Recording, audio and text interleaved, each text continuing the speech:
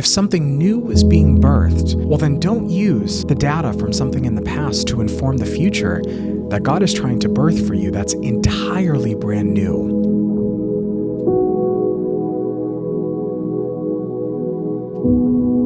Hello, everybody, and welcome on back to the Taylor Nardone Podcast. I am so happy to have you guys here. As always, I have my iced coffee. I have my spirit. And we have a beautiful day outside, even though it's a little cloudy and rainy. We're always going to get a weather update from Massachusetts. But I'm happy to have you guys back today. And I think this will be a really beautiful episode. I'm hoping today that this episode, as I really hope that all of them do, resets you all. And I have to be honest, I actually recorded a full episode, and I thought it was pretty good, a couple of days ago. And I went in, and about half of it was recorded, and then half of it was just gone in terms of the volume. The microphone must have cut out, and I was like, no. So I'm really hoping this is working right now, but I'm going to trust that was a sign. It wasn't meant to be, but here we are. So the title of today's episode is You're Not Supposed to Know, but You'll Find Out. And I want to talk about the freedom of that. I want to talk about this age-old story of us trying to figure out and go on the hunt when it's all being provided for us. You know, I've read a couple of things this week. One of them was the book The Alchemist. I don't know if anyone's read that book before. I was just kind of curious, and I pulled it out. I thought, okay, comparable spiritual story to the story of Siddhartha, kind of gives, the prodigal son a little bit. And I was reading it, and I thought, isn't that so fascinating? We feel something and we just go on this chase. It's this chase and chase and chase. We're looking for, and I think this is going to be a roundabout episode. We're going to come back to this, but it's like there's something we're chasing. And the moral of those stories is that you always had it to begin with. Now, the other cool piece of it is that life will always give you what you need. And what you need might be very different than what you want. It's not that life just throws everything to you that you're seeking. I mean, my goodness, thank goodness that we have a beautiful creator, that God is looking down upon you and going, yeah, I know you want to eat all of that. I know you want to do this, right? I mean, think about how you would parent a child, right? I want to eat whatever I want all day. Okay, well, if you said, okay, there has to be a level of guidance and some parameters to operate within, right? And some guidance towards what is best for you. And I think many times we're often heading in directions that we're not, we might be heading there for reasons that we're unsure of, that we'll find out later.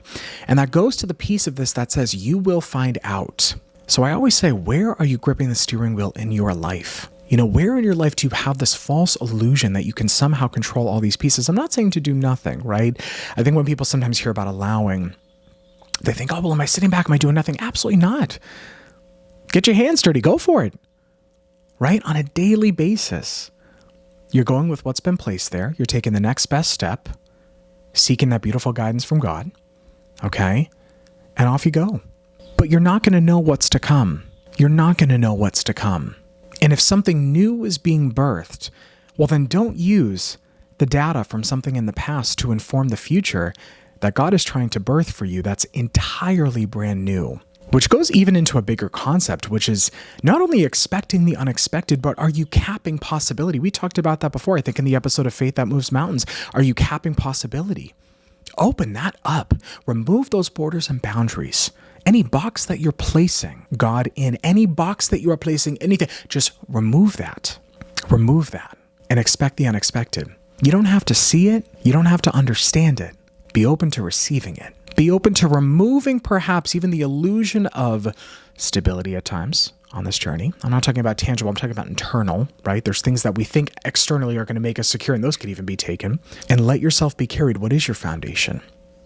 What is the foundation within you? There's our confirmation beep outside. What is the foundation within you? And my hope when you come on this page is that you're starting to build a foundation of trust and of surrender, of divine unfolding, of I don't have to manipulate all these different pieces. That's a lot of work. You can, but you're going to find that that's an uphill battle at times. Let God, let life give you exactly what you need when you need it, and respond accordingly. And the response is key.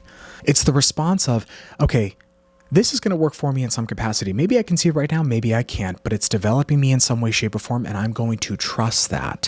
Because how much time have we spent trying to uncover reasons why things have happened, right? You don't have to look for it. It will be used. And you get to watch how it will be used. It will be presented to you. It's not your job to find it. If there's enough heavy lifting we have to do in this life, right? Because you're gonna get your I don't even have to say that. You guys know. All throughout our lives. I mean, there's going to be plenty of experiences, okay? Some great, some not so great, that are going to knock you down. You're going to be built back up. You don't need to do any extra heavy lifting. So then where is your mind focusing to? Then how do we refocus that onto the elements that you can control, that you get to put your energy towards right now?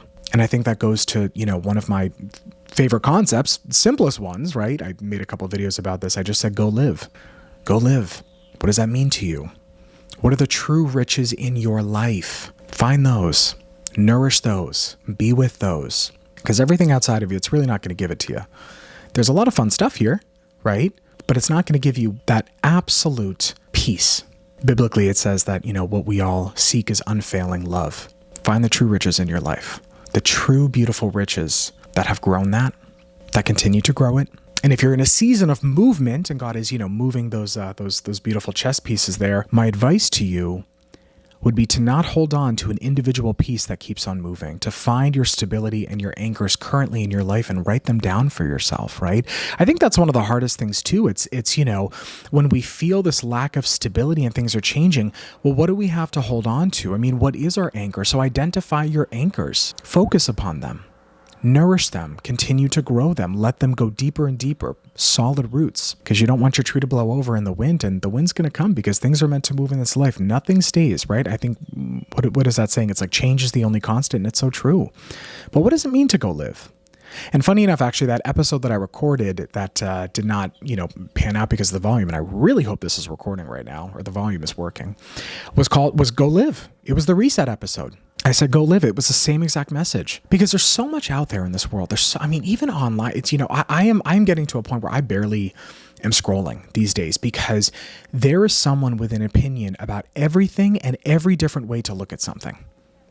Spiritually, you can find every belief. Religion-wise, you can find every belief. I mean, literally. And at the end of the day, that needs to be tuned out sometimes, okay? Because it's way too much when you have all that coming in at you. Sit down. Go back to your core and be honest with yourself. What have I found to be true so far? What has God shown me? I don't have to have all the answers now, but I'll be shown. Which goes back to the beginning part about this. You're not supposed to know, you're not going to know, but you will find out. And that's the good news. A piece of the good news. You will find out. So release the control. And if you get anything from my page and my platform, I hope it's even just to release the control. Just one domino on your beautiful journey. That's how I view all of this, right? All of, anybody who you may listen to that inspires you or anything of that nature. It's just one domino on the journey, but we all help each other. We all guide each other. And learning to let go and release is so freeing.